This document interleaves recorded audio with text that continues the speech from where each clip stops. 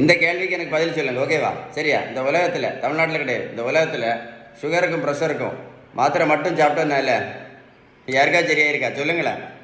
நம்மகிட்ட ஒரு பெரிய மூட நம்பிக்கை இன்னைக்கு. ரைஸ் சாப்பிட்டதால தான் சுகருக்கு மாத்திரை போடுறோம், ரைஸ் சாப்பிட்டதால தான் இன்சுலின் போடுறோம் அப்படின்னு. அப்படி தானே? நான் ஒரு கேள்வி கேட்குறேன், பதில் சொல்கிறீங்களா? வட இந்தியாவில் அவங்க ரைஸ் சாப்பிடவே மாட்டாங்களே, என்றைக்காவது ஒரு நாள் சாப்பிடுவாங்க. வட இந்தியாவில் எத்தனை பேர் சுகருக்கு மாத்திரை போடுறாங்க?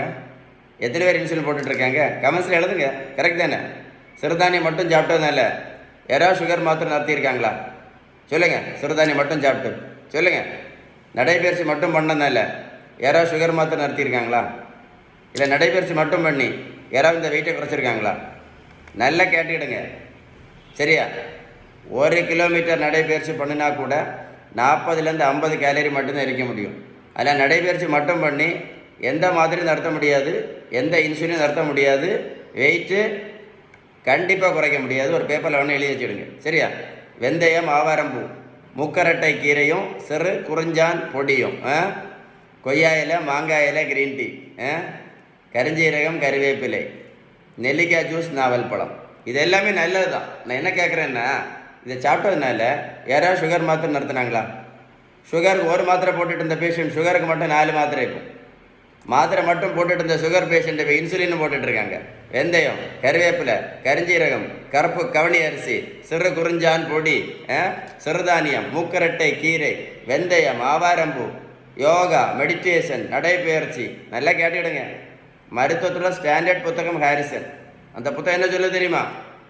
Sugar, pressure, cholesterol, fatty liver, பித்தப்பைக்கல், தைராய்டு, பிசிஓடி, பிசிஓஎஸ், ஹார்மோன் பிரச்சனை, யூரிக் ஆசிட் ப்ராப்ளம், உடல் பருமன், இது எல்லாத்தையும் சொல்லக்கூடிய ஒரே ஒரு treatment, correct treatment, balance diet மட்டும்தான். கடைசி தான் மாத்திரை.